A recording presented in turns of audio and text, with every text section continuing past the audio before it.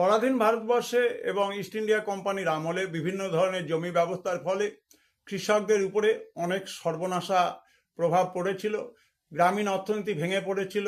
৭৬-এর মন্বন্তরের মতো ঘটনা ঘটেছিল এবং ব্রিটিশ প্রশাসন রাজস্ব আদায়ের বিষয়ে বিচলিত হয়েছিল বলে, এবং বিশেষভাবে আমরা দেখতে পাই দক্ষিণ ভারতে তুলো, কার্পাস উৎপাদন ব্যবস্থাকে কেন্দ্র করে দক্ষিণ ভারতে হাঙ্গামা হয়েছিল এবং তার পরিপ্রেক্ষিতেই আমরা দেখতে পাই কৃষকদের জন্য ব্রিটিশ প্রশাসন চিন্তাভাবনা শুরু করে এবং কৃষকদের সুবিধের জন্য যে সমস্ত আইনগুলো হয়েছিল, যার মধ্যে একটি হলো এগ্রিকালচারিস্ট রিলিফ অ্যাক্ট এবং tenancy act. In the light off history, ইতিহাসের আলোয় ইউটিউব চ্যানেলে এই দুটো দিক সম্পর্কে তুলে ধরা হবে।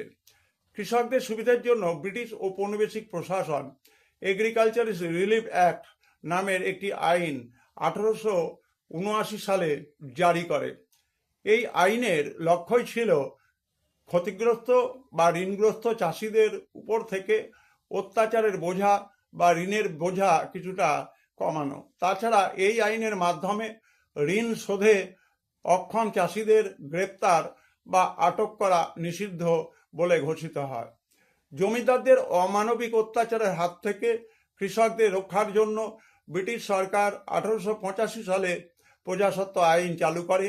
এই আইন অনুযায়ী অস্থায়ী রায়ত বা চাষিদের দখলি সত্ত্ব দেওয়া হয়। বলা হয় আদালতের নির্দেশ ছাড়া কোনোভাবে কৃষকদের জমি থেকে উৎখাত করা যাবে না। একই সঙ্গে জমিদারদের রাজস্ব বৃদ্ধির নির্দিষ্ট কারণ দেখানোর নির্দেশ দেওয়া হয়। অর্থাৎ জমিদাররা যখন খুশি যেমন খুশি রাজস্ব বাড়াতো।